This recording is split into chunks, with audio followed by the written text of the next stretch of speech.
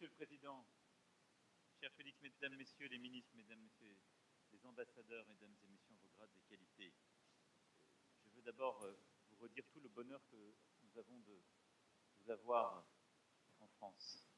Monsieur le Président, je sais que les premiers jours, les premières heures de cette visite se sont magnifiquement passées et d'ailleurs traduisent, je dirais, la complétude de nos relations et de nos ambitions. Il y a un an, lorsque je me suis rendu à Kinshasa pour ma première visite en République démocratique du Congo, vous m'avez accueilli en ami.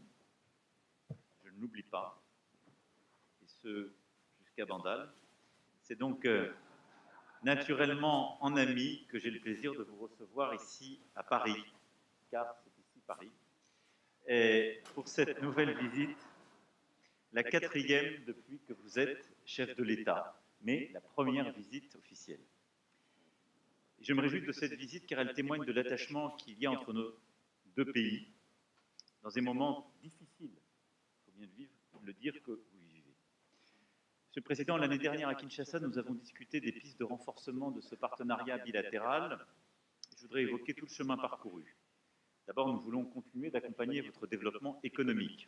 On l'a évoqué ensemble, les équipes ont travaillé sur ce sujet, et nous le faisons de manière partenariale, à votre écoute, en réponse à vos besoins, dans 3 domaines principaux: l'appui aux métaux critiques, aux villes durables et la transformation numérique. À ce titre, je me réjouis de l'intensification des investissements et des échanges commerciaux entre nos deux pays, le partenariat entre Alstom, Metrokin et AFC, qui sera conclu cet après-midi pour construire un train urbain à Kinshasa, et nous voulons continuer d'aller de l'avant. Nous avons facilité les mécanismes de financement. L'AFD a accru sa présence et continuera de le faire. La Banque publique d'investissement avance aussi avec les entreprises et le développement du secteur privé. Je sais votre attachement et je veux vous dire ici mon engagement pour aller plus loin sur des grands projets d'infrastructure, les corridors ferroviaires, y compris avec l'Angola, le projet INGA, et j'ai eu tout à l'heure le président de la Banque mondiale qui m'a dit son attachement, et si la France était prête à y aller à votre côté, sa volonté d'avancer sur ce sujet. Je veux ici vous dire que nous sommes prêts à y aller. Et la volonté de continuer à avancer fortement avec ce que nous avons signé ensemble, c'est-à-dire le travail du BRGM pour cartographier à vos côtés vos ressources minières, et notre volonté ensemble de travailler à une plateforme et un mécanisme de traçabilité de tous les minerais. Et ce mécanisme que vous appelez de vos voeux, c'est celui que nous soutenons, celui qui permet de lutter efficacement contre les trafics pour tous les minéraux critiques, celui, par exemple, comparable au processus de Kimberley pour le diamant qui existe aujourd'hui. Nous sommes volontaires pour avancer sur cette ligne, comme nous avons commencé à en poser les jalons lors de ma visite donc de l'année dernière. Nous souhaitons aussi poursuivre les discussions pour une convention fiscale bilatérale. Nous avons lancé également une communauté Afrique-France Entrepreneurs à Kinshasa la semaine dernière pour rapprocher les jeunes entrepreneurs français et congolais. Tout avance et nous voulons donc aller encore plus loin sur le plan économique. Je sais que vos discussions de cet après-midi contribueront fortement. Deuxièmement, la France déploie son action en appui de la population congolaise. Nous le faisons dans le sillage des actions que vous portez, Monsieur le Président, particulièrement en faveur de la jeunesse et des territoires. Depuis 2022, sur un horizon de 3 ans, nous avons engagé ensemble pas moins de 500 millions d'euros dans votre pays pour des projets concrets en matière de santé, d'éducation, d'enseignement supérieur et de recherche, de formation professionnelle, d'entrepreneuriat culturel ou encore de sport. Une fois ces engagements respectés, et ils le seront bientôt, je souhaite que nous puissions signer prochainement un nouveau protocole pluriannuel. Je veux ici saluer les initiatives concrètes pour la jeunesse, j'en prendrai 2 à titre d'exemple. Dans le domaine de la mode, la France accompagnera bientôt la création d'un institut régional de la mode à Kinshasa. Et dans le domaine sportif également, nombre de grands sportifs congolais jouent en France, à commencer par le capitaine des Léopards, Chancel Memba, à qui je souhaite le meilleur pour le match de jeudi avec l'OM. Et nous voulons développer notre coopération sportive et allons soutenir la mise en place d'un institut national du sport à Kinshasa sur le modèle de l'INSEP en France. Ce projet vous avait été présenté, je le sais, hier, en marge d'un grand match de football qui s'est tenu à Clairefontaine. Troisièmement, la France voit dans la RDC un partenaire clé dans la protection des trésors que nous avons en partage. La forêt du bassin du Congo est l'un des poumons de notre planète. Nous avons lancé, lors de la COP28 de Dubaï, un partenariat pour les forêts, la nature et le climat, ensemble aux côtés des États-Unis et de l'Allemagne, pour mutualiser les appuis financiers et techniques. Et je me réjouis que votre pays ait accepté de faire de Kinshasa la capitale hôte de la prochaine conférence des parties du partenariat pour les forêts du bassin du Congo, co-organisée avec le Gabon et la France. L'autre trésor que nous avons en partage avec les forêts, c'est la langue. La RDC est le premier pays francophone au monde. La francophonie est un trésor en partage, communauté de valeurs, de solidarité, dynamique et créative, et je suis à cet égard heureux de pouvoir vous réaccueillir lors du sommet de la francophonie en octobre prochain. Quatrièmement, nous voulons défendre la consolidation de la souveraineté de votre pays. C'est l'objectif de notre excellente coopération de sécurité et de défense. Le ministre des Armées se rendra donc prochainement dans votre pays sur la base des échanges que nous avons eus pour consolider en particulier les initiatives en termes de formation, mais aussi capacitaires que nous pourrions prendre pour renforcer justement cette souveraineté. C'est ce qui s'est manifesté à travers notre soutien à la création d'une école de guerre à Kinshasa, par notre appui à la formation d'une brigade de combat en jungle de votre armée. Cette dynamique, nous voulons la poursuivre. Elle est clé, y compris pour donner une crédibilité à ce partenariat minier et au retour plein et entier de votre souveraineté dans toutes les régions de votre territoire. Et c'est pourquoi nous voulons être à vos côtés pour ces objectifs de défense et de sécurité. Et donc le ministre des Armées fera le suivi dans les prochaines semaines en se rendant à vos côtés. Enfin, votre visite intervient, je l'ai évoqué, dans un contexte particulièrement tragique pour le peuple congolais. Nous en avons évidemment longuement parlé avec le président à l'instant. La population de l'Est de la RDC souffre depuis maintenant 3 décennies des conflits armés, des déplacements de population et des ingérences étrangères. La France continuera à se battre pour qu'elle ne soit pas oubliée et qu'une solution soit trouvée. Et vous recevoir, passer le temps que nous avons passé à parler en détail de ce qui se joue, c'est aussi redire très clairement qu'il ne peut pas y avoir de double standard et que nous qui défendons l'intégrité territoriale en Europe, nous la défendons aussi sur le continent africain. Dans ce contexte particulièrement douloureux, je veux évidemment réexprimer notre solidarité avec le peuple congolais et rappeler ici la position de la France. D'abord, la France ne transigera jamais sur l'intégrité territoriale et la souveraineté de la RDC. Ensuite, nous n'avons aucune difficulté à pointer les responsabilités.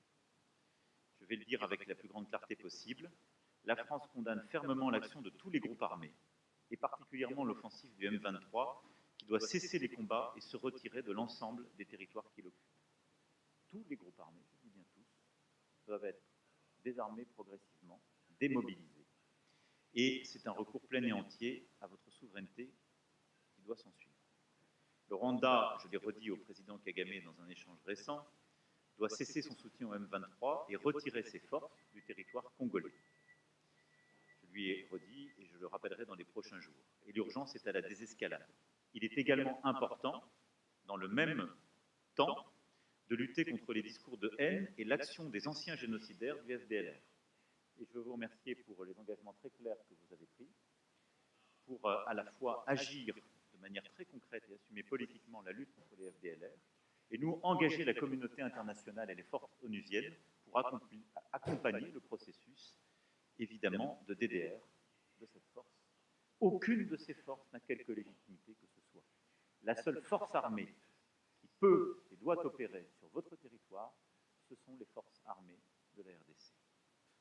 La France salue l'engagement de la RDC à mettre fin aux agissements du FDLR, l'encourage à mettre en œuvre cet engagement, et nous sommes avec plusieurs autres alliés à vos côtés, vous le savez, pour mettre en œuvre cette avancée. Enfin, la France s'est attachée aux processus diplomatiques régionaux. Nous pensons que la priorité doit être au dialogue et à la recherche d'une solution diplomatique sous l'égide du président angolais Lourenço. Et nous soutenons cet agenda. Je souhaite qu'il puisse maintenant porter ses fruits de manière très concrète sur le plan justement des décisions sécuritaires et politiques. Et j'ai dit au président, nous allons très fortement l'appuyer, nous réengager, et je souhaite que d'ici à la fin de l'été, nous puissions avoir des initiatives pleinement conclusives pour sortir de la situation que vous connaissez depuis trop de temps. Voilà, Monsieur le Président, cher Félix, ce que je souhaitais dire aujourd'hui.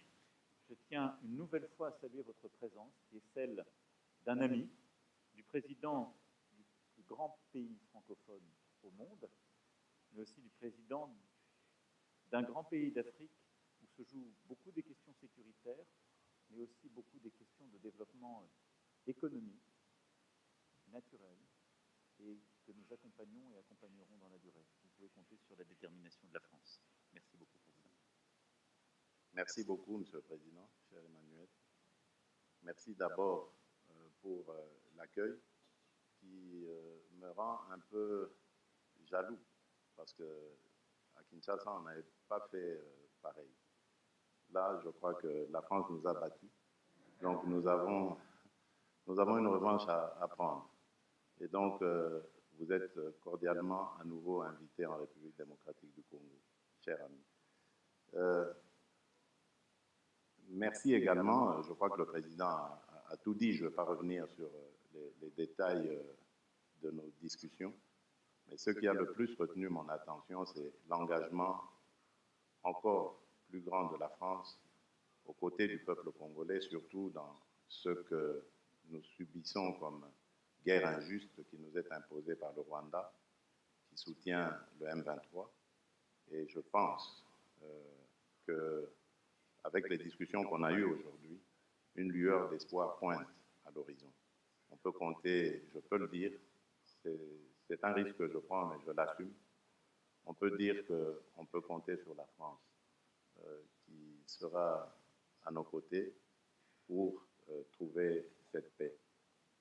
Parce que de la paix dépendra maintenant beaucoup d'autres choses, notamment le développement par l'investissement des opérateurs économiques français dans tout ce qu'il y a comme opportunité à saisir en République démocratique du Congo. Ici, on a parlé des minerais critiques, mais on a également parlé des infrastructures, et principalement du grand projet d'Inga, ce projet qui me tient à cœur et qui a beaucoup d'intérêt manifesté en ce moment. Et la France veut être aux premières loges pour nous accompagner dans la réalisation de ce projet.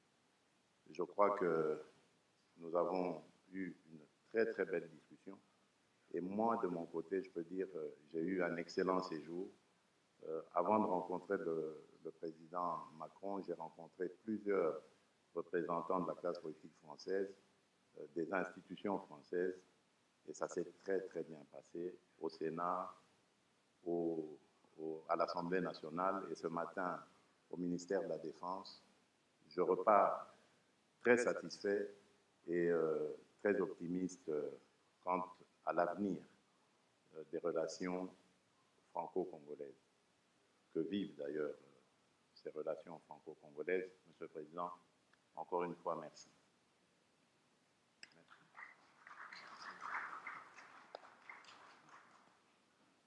On va prendre, je crois, 2 questions. Bonjour, Messieurs les Présidents. Alors, excusez-moi, mais nous, on a un train de retard, on n'a pas participé au dîner. Alors, je voudrais commencer par parler de cette guerre. Tout commence au génocide rwandais. La France a beaucoup à se reprocher. Le président Macron l'a dit et redit. Ce serait peut-être l'occasion de lever ou de déclassifier les documents toujours secrets pour savoir ce que l'on a exactement à se reprocher. Alors, aujourd'hui, la guerre continue et des sanctions sont demandées par la République démocratique du Congo. Ma première question, c'est est-ce que cela a toujours été ou est toujours à l'ordre du jour? Je vous avais déjà posé la question l'année dernière, ici. Ça, c'est pour le président Macron. J'ai une question pour le président Tshisekedi. Le président Sarkozy, c'était il y a beaucoup plus longtemps, avait parlé d'exploitation commune des ressources de la sous-région.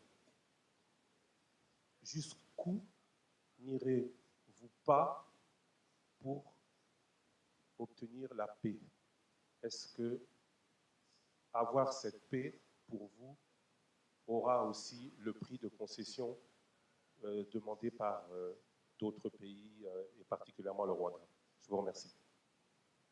sur les sujets, merci beaucoup pour votre question, sur les sujets mémoriels que vous avez évoqués,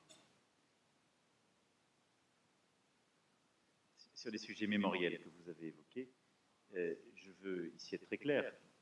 Il y a un exercice inédit, pas simplement de transparence, mais scientifique qui a été conduit à ma demande. J'ai mandaté le professeur Duclerc avec toute une commission d'experts reconnus, indépendants, qui, pendant de longs mois, ont fait un travail sur la base duquel j'ai prononcé le discours de 2021, qui est le seul discours et les seuls mots qui ont autorité en la matière. Et ensuite, un travail historique et historiographique qui se poursuit, et tout a été mis à disposition avec un dialogue et d'ailleurs même un changement de nos règles à la lumière de ces demandes. Donc je vous renvoie là aux travaux de la commission Duclerc, à mon discours de mai 2021 sur ce sujet. Maintenant, je parle d'avenir. Sur la situation, notre volonté, c'est de la régler d'un point de vue militaire, sécuritaire et d'un point de vue politique, car tout se tient. Et vous avez raison, la situation que connaît l'Est de la RDC étant enquistée au fond depuis 3 décennies. Et certains ont pris des habitudes, il faut bien le dire. Et elle suppose d'avoir une réponse à l'égard de tous les groupes armés. C'est pourquoi je vais ici être très clair, puisque vous m'interrogez de manière générique sur la question des sanctions. La France, d'abord, a condamné publiquement les agissements rwandais à l'est de la RDC, et ce, à plusieurs reprises depuis la fin 2022. Nous avons aussi pris des sanctions. Au niveau européen, c'est parce que la France a plaidé justement pour le renforcement du régime en vigueur en décembre 2022 que des mesures restrictives individuelles inédites ont été prises 6 mois plus tard à l'encontre des groupes armés congolais M23 et FDLR et d'un officier rwandais impliqué sur le terrain au Nord Kivu. Nous continuerons à explorer cette voie à chaque fois qu'elle sera nécessaire. On a d'ailleurs parlé très précisément avec le président de ce sujet. Pour le moment, nous considérons que, d'abord, on continuera à apporter des sanctions comme ça individuelles et ciblées en fonction des évolutions sur le terrain. Notre priorité, elle est à l'action DDR à l'égard de tous les groupes armés, réimplication des forces régionales onusiennes reconnues et acceptées par la RDC sur son sol, et avec un travail et des engagements que nous demandons au Rwanda. Et ce faisant, nous pensons que le dialogue et la recherche de la solution diplomatique et sécuritaire est plus efficace à ce jour. Mais rien ne doit être exclu, et nous ferons tout ce qui est utile à chaque étape, comme nous l'avons fait tous ces derniers mois et ces dernières années. Oui. Ce qu'avait dit le président Sarkozy il y a quelques années était peut-être sujet à débat en ce moment-là, mais je pense que beaucoup d'eau a coulé sous les ponts depuis lors. Et aujourd'hui, la situation est totalement différente.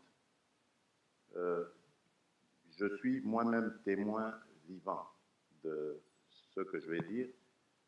Lorsque je suis arrivé à la tête de ce pays, j'ai tendu la main à tous nos voisins. J'ai fait le tour, on en a 9, je les ai tous vus, particulièrement le Rwanda et l'Ouganda, pour tirer un trait sur nos tensions du passé. Et nous avons expérimenté ce dont avait parlé le président Sarkozy, c'est-à-dire cette coopération sur des projets, des joint ventures, une coopération qui allait mettre ensemble nos pays et déboucher sur le bien-être de nos populations. Mais j'ai été payé en monnaie de singe. Je ne vous l'apprends pas. Vous le savez, nous avons été poignardés dans le dos par le Rwanda qui, au lieu de se contenter de cette proposition que je faisais, qui allait garantir une transparence dans nos échanges et garantir aussi le principe gagnant-gagnant dans cette collaboration, ils ont préféré continuer ce trafic illicite qu'ils mènent sur le sang du peuple congolais. Et cela me rend donc plus réfractaire à l'idée de pouvoir rééditer cette expérience. En tout cas, du moins, tant que sera à la tête de ce pays le président Kagame. Peut-être que les choses évolueront, qui sait, mais en ce moment, malheureusement, le rêve du président Sarkozy n'est pas réalisable en République démocratique du Congo. Bonjour, James André pour France 24. Alors au fond, j'ai une question qui est pour vous deux, présidents d'ailleurs. C'est-à-dire qu'en fait, on voit que le processus de Luanda patine depuis maintenant un an. On peut dire que la situation dans le Nord Kivu est pire aujourd'hui qu'elle ne l'était il y a un an, avec le M23 qui a avancé, qui entoure Goma. Il n'y a pas de dialogue. Vous venez finalement de le dire à l'instant, monsieur Tshisekedi, vous ne voulez pas parler à Paul Kagame pour l'heure. Donc ma question est d'abord, pour vous, qu'est-ce qu'il faudrait pour que eh bien, vous vous mettiez à la table et que ces discussions puissent reprendre? Et Monsieur le Président Macron, je voudrais savoir si vous pensez aujourd'hui que la France, qui est engagée à la fois au Rwanda, on le sait, fortes relations diplomatiques et militaires, et avec la RDC, peut encore, on va dire, peser sur ce processus qui, on le voit, se porte très mal. Il y avait eu avant cela le processus de Nairobi, qui lui aussi s'était terminé en échec. Donc comment peut-on sortir de ce nœud, à la fois que peut faire la France et qui faudrait-il pour que vous alliez parler de ce thème? Mais vous l'avez dit, monsieur le journaliste, en parlant de Goma, vous avez dit que Goma est presque totalement asphyxié. C'est fait exprès parce qu'ils ont profité d'un moment d'accalmie, moment que nous avons saisi pour donner la chance à la paix, à la demande de nos partenaires, pour avancer leurs troupes et ainsi essayer de couper la ville de Goma de tout approvisionnement, l'asphyxier et donc pouvoir la prendre. Je peux vous garantir que nous sommes en train de travailler pour que cela n'arrive pas.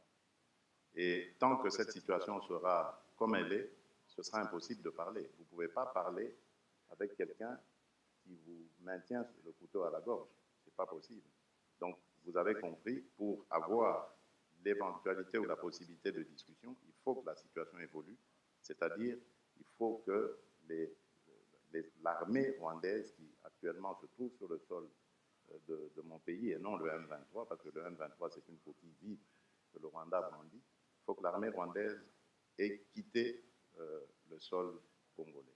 Alors à ce moment-là, oui, ce sera possible de discuter, mais discuter pour désormais s'entendre sur le fait que le Rwanda n'a plus rien à venir faire en République démocratique du Congo au niveau militaire. D'abord, je voudrais défendre quand même le travail qui est fait par l'Angola et son président. Parce que je peux toujours critiquer les processus, mais enfin, elle a le mérite d'exister et il n'y a pas beaucoup de concurrents. Donc l'engagement du président Lourenço est une chance pour la sous-région et je crois vraiment pouvoir le dire pour la RDC aussi. Et il le fait avec beaucoup d'engagement, de courage et de ténacité. Et donc nous soutenons ces efforts et nous nous coordonnons très étroitement avec ce qui est fait par le président Lourenço.